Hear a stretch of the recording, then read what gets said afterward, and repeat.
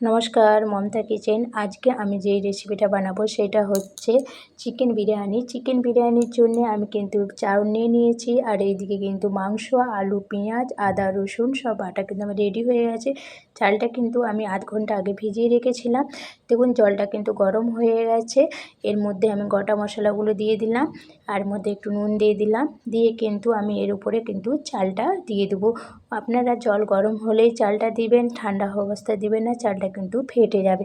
দেখুন এই দিকে কিন্তু আমি ভাজা মশলাটা বিরিয়ানিতে যেটা দেবো সেটা কিন্তু আমি ভেজে নিচ্ছি। তেজপাতা আর গোলমরিচ, লবঙ্গ, ছোটো এলাচ, বড় এলাচ, জায়িত্রী, জায়ফল দিয়ে কিন্তু মশলাটাগুলো ভেজে নিচ্ছি। কিন্তু দেখুন ভেজে কিন্তু আমি এটা ঠান্ডা করে নেব। ঠান্ডা করে এটা কিন্তু আমি মিক্সচারে পেস্ট করে নেব।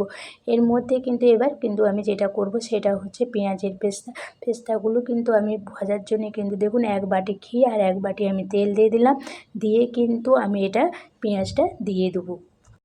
যেমন পেঁয়াজগুলো কিন্তু দিয়ে দিচ্ছি। এর উপরে আমি একটু কিন্তু কড়ি পাতা দিয়ে দেবো।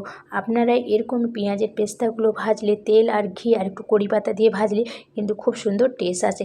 এদিকে মাংসটা কিন্তু আমি একটু মশলা মাখিয়ে নিয়েছি। একটু নুন দিয়ে দিলাম, আর একটু হলুদ, একটু লঙ্কার গুঁড়ো আর একটু তেল।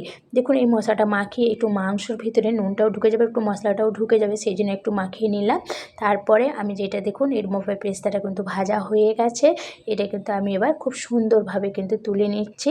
দেখুন এই তেল আর ঘিটা কিন্তু আমি যখন বিরিয়ানিতে লেয়ারটা সাজাবো এই ঘি আর তেলটা দিয়েই কিন্তু আমার এটা লেগে যাবে। দেখুন আমি কিন্তু ঘি দিয়ে পুরোটাই করব না। দেখুন এর উপরে কিন্তু আমি এবার তেল দিয়ে দিলাম, দিয়ে কিন্তু আমি আলুটা ভেজে নেব। দেখুন আলুটা কিন্তু খুব সুন্দর করে বেশ লাল লাল করে কিন্তু ভেজে নিতে হবে বিরিয়ানিতে, যেহেতু আর বিরিয়ানিতে আলুতেই মানায়। কিন্তু দেখুন বন্ধুরা আলুটা কিন্তু আমার ভাজা কিন্তু হয়ে গেছে। এরপর দেখুন আমি আলুগুলো কিন্তু তুলে নিচ্ছি।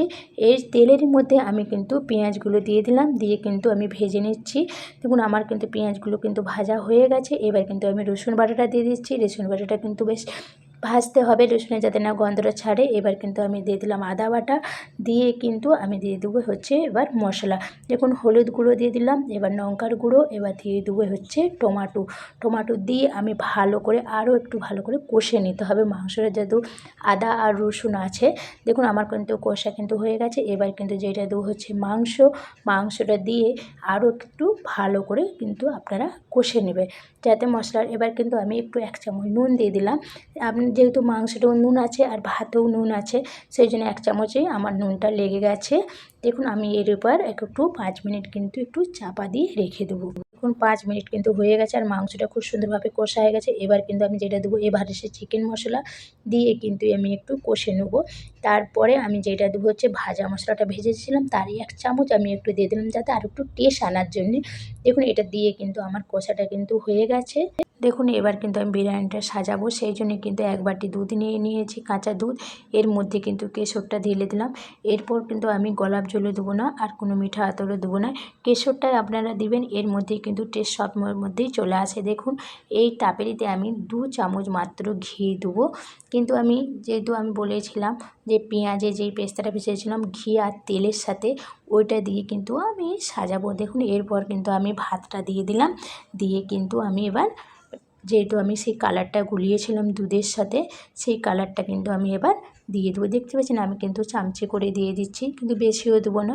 এরপর আমি এটা পেস্তাটা দিয়ে দিলাম। তারপরে আমি এক এক করে আলুগুলো দিয়ে দিচ্ছি।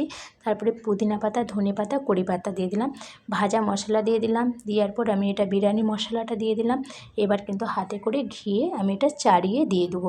তারপর আমি যেটা দেবো হচ্ছে মাংসটা দিয়ে কিন্তু আমি এক এক করে আবার কিন্তু আমি এইভাবেই ভাত দেবো। এইভাবেই বিরিয়ানিটাকে আমি সাজিয়ে নেব। সাজানো কিন্তু আমার এবার হয়েই গেছে। এর উপর দিয়ে কিন্তু পেস্তা একটু দিয়ে দিলাম। দেওয়ার পর আমি পুদিনা পাতা আর ধনে পাতা একটু কড়ি পাতা আমি কিন্তু দেখুন দিয়ে দিচ্ছি। তারপর আমি একটু কেশরটা কিন্তু একটু ছড়িয়ে দিচ্ছি, যাতে কিন্তু খুশবুটা আরও খুব সুন্দরভাবে আসে।